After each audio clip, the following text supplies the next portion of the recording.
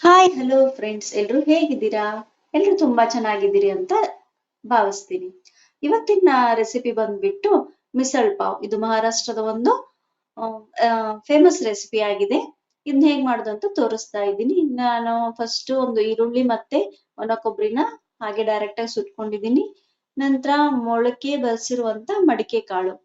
ಇದನ್ನ ನಾನು ಒಂದಿನ ಮುಂಚೆನೆ ನೆನೆ ಇಟ್ಕೊಂಡಿದ್ದೀನಿ. ಆಮೇಲೆ ರಾತ್ರಿ ಎಲ್ಲ ನೀರ್ ತೆಗ್ದು ಮೊಳಕೆ ಬರಲ್ಲ ಇಟ್ಕೊಂಡಿದ್ದೀನಿ. ನಂತರ ಒಗ್ಗರಣೆಗೆ ಒಂದು ಈರುಳ್ಳಿ ಹೆಚ್ಚಿಟ್ಕೊಂಡಿದ್ದೀನಿ, ಟೊಮೆಟೊ ಹೆಚ್ಚಿಟ್ಕೊಂಡಿದ್ದೀನಿ, ಮತ್ತೆ ಸ್ವಲ್ಪ ಚಕ್ಕೆ, ಲವಂಗ, ಏಲಕ್ಕಿ, ಮೆಣಸನ್ನ ತಗೊಂಡಿದ್ದೀನಿ. ಫಸ್ಟ್ ನಾನು ಒಂದ್ ಪಾತ್ರೆಗೆ ಒಂದ್ ನೀರ್ ಹಾಕೊಂಡು ಅದಕ್ಕೆ ಮೊಳಕೆ ಬರ್ಸಿರೋಂತ ಮಡಿಕೆ ಕಾಳನ್ನ ಹಾಕೊಂಡು ಸ್ವಲ್ಪ ಅರಶಿನ ಮತ್ತೆ ಉಪ್ಪು ಹಾಕೊಂಡು ಅದನ್ನ ಬೇಯಿಸ್ಕೊಳ್ತಾ ಇದ್ದೀನಿ. ಇದನ್ನ ಸಪ್ರೇಟ್ ಆಗಿ ಬೇಯಿಸ್ಕೋಬೇಕು. ಒಗ್ಗರಣೆ ಹಾಕಿ ಡೈರೆಕ್ಟ್ ಆಗಿ ಬೇಯಿಸೋ ಹಾಗಿಲ್ಲ. ಇದನ್ನ ಸಪ್ರೇಟ್ ಆಗಿ ಬೇಯಿಸ್ಬೇಕು.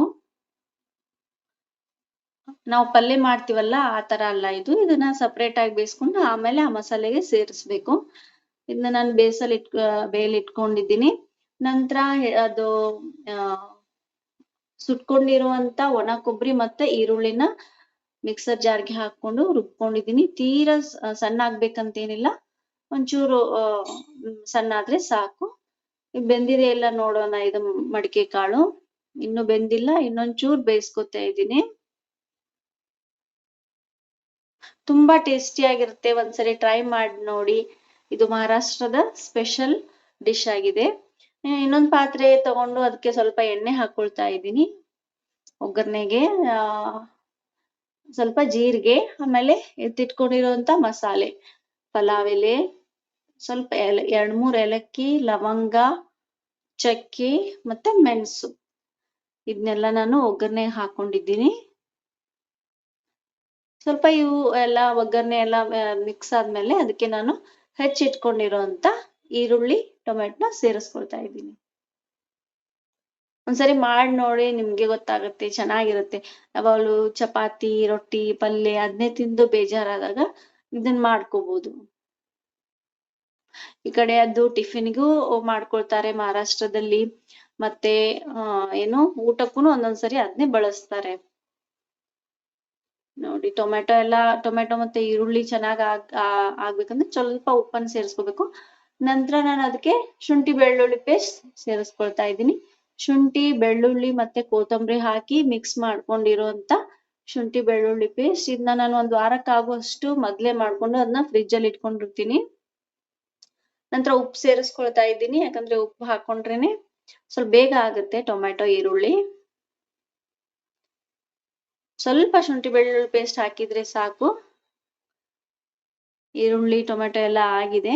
ನಂತರ ಅದು ಏನೋ ಮಿಕ್ಸರ್ಗೆ ಹಾಕೊಂಡಿರುವಂತ ಈರುಳ್ಳಿ, ಒಣ ಕೊಬ್ಬರಿ ಸುಟ್ಕೊಂಡು ಹಾಕೊಂಡಿರುವಂತ ಮಸಾಲೆನ ಸೇರಿಸ್ಕೊಳ್ತಾ ಇದ್ದೀನಿ. ಇದೇ ಮೇನ್ ಇಂಗ್ರೀಡಿಯೆಂಟ್ ಇದ್ರಲ್ಲಿ. ಇದು ಹಾಕಿದ್ರೇನೆ ಅದು ಮಿಸಲ್ ಟೇಸ್ಟ್ ಬರುತ್ತೆ. ನೋಡಿ, ಅದಷ್ಟು ಏನೋ ರುಬ್ಕೊಂಡಿರೋದೆಲ್ಲ ಹಾಕೊಳ್ತಾ ಇದ್ದೀನಿ. ಸ್ವಲ್ಪ ನೀರ್ ಸೇರಿಸಿ ಪಾತ್ರೆಗೆ ಅದನ್ನು ಸೇರಿಸ್ಕೊಂಡಿದ್ದೀನಿ. ಆಮೇಲೆ ಸ್ವಲ್ಪ ಅರಶಿನ ಹಾಕೊಳ್ತಾ ಇದ್ದೀನಿ. ಮಡಿಕೆ ಕಾಳಿಗೆ ಆಲ್ರೆಡಿ ಅರಶಿನ ಹಾಕೊಂಡಿದ್ದೀನಿ. ಇದಕ್ಕೆ ಸ್ವಲ್ಪ ಹಾಕೊಂಡ್ರೆ ಸಾಕು. ಅಚ್ಚ ಖಾರದ ಪುಡಿ ಸೇರಿಸ್ಕೊಳ್ತಾ ಇದ್ದೀನಿ ಸ್ವಲ್ಪ. ನಿಮ್ಗೆ ಜಾಸ್ತಿ ಖಾರ ಇಷ್ಟ ಅಂದ್ರೆ ಜಾಸ್ತಿ ಹಾಕೋಬಹುದು. ಆಮೇಲೆ ಮಿಸಳ್ ಪಾವ್ ಮಸಾಲ ಹಾಕೊಳ್ತಾ ಇದ್ದೀನಿ. ಮಿಸಳ್ ಮಸಾಲ ಹಾಕೊಳ್ತಾ ಇದ್ದೀನಿ ಅದಕ್ಕೆ. ಇದು ಅಂಗಡಿಯಲ್ಲಿ ಸಿಗುತ್ತೆ, ನಿಮ್ಗೆ ಬೇಕಾದ್ರೆ ಕೇಳಿ, ಮಿಸಳ್ ಮಸಾಲ ಅಂತ. ಈ ಮಿಸಳ್ ಮಸಾಲ ಸೇರಿಸ್ಕೊಂಡಿದ್ದೀನಿ. ಇನ್ನೊಂಚೂರು ನಿಮ್ ಖಾರ ಜಾಸ್ತಿ, ಇದು ಮಿಸಳ್ ಸ್ವಲ್ಪ ಖಾರ ಇದ್ರೇನೆ ಚೆನ್ನಾಗಿರುತ್ತೆ. ಇನ್ನೊಂಚೂರು ಖಾರ ಮತ್ತೆ ಮಸಾಲೆನ ಹಾಕೊಂಡಿದ್ದೀನಿ. ಮಸಾಲೆ ಪುಡಿ ಹಾಕೊಳ್ತಾ ಇದ್ದೀನಿ. ಇದು ಮಿಸಳ್ ಮಸಾಲ. ಆಲ್ಮೋಸ್ಟ್ ಎಲ್ಲ ಬೆಂದಿದೆ. ಅದಕ್ಕೆ ಮತ್ತೆ ಇದಕ್ಕೆ ಬೆಂದಿರೋ ಕಾಳನ್ನ ಹಾಕೊಳ್ತಾ ಇದ್ದೀನಿ. ಆಯ್ತು, ಆಲ್ಮೋಸ್ಟ್ ರೆಡಿ ಆಗಿದೆ. ಯಾಕಂದ್ರೆ ಮಡಿಕೆ ಕಾಳು ಆಲ್ರೆಡಿ ಬೇಯಿಸಿರೋದ್ರಿಂದ ಜಾಸ್ತಿ ಬೇಯಿಸೋದೇನು ಅವಶ್ಯಕತೆ ಇಲ್ಲ. ಈ ಮಸಾಲೆಗೆ ನಾನು ಬೆಂದಿರೋ ಅಂತ ಮಡಿಕೆ ಕಾಳನ್ನ ಹಾಕೊಂಡಿದ್ದೀನಿ. ನೋಡಿ, ಸ್ವಲ್ಪ ಕುದ್ಬಿಟ್ರೆ ಆಯ್ತು, ಮಿಸಳ್ ರೆಡಿ. ಇದಕ್ಕೆ ನೀವು ಸೈಡ್ಗೆ ಒಂಚೂರು ಈರುಳ್ಳಿ, ಆಮೇಲೆ ಕೊತ್ತಂಬರಿ ಹೆಚ್ಚಿಟ್ಕೋಬೇಕು. ಆಮೇಲೆ ಒಂಚೂರು ಲಿಂಬೆ ಹಣ್ಣು ಹಾಕೊಂಡ್ರೆ ಚೆನ್ನಾಗಿರುತ್ತೆ.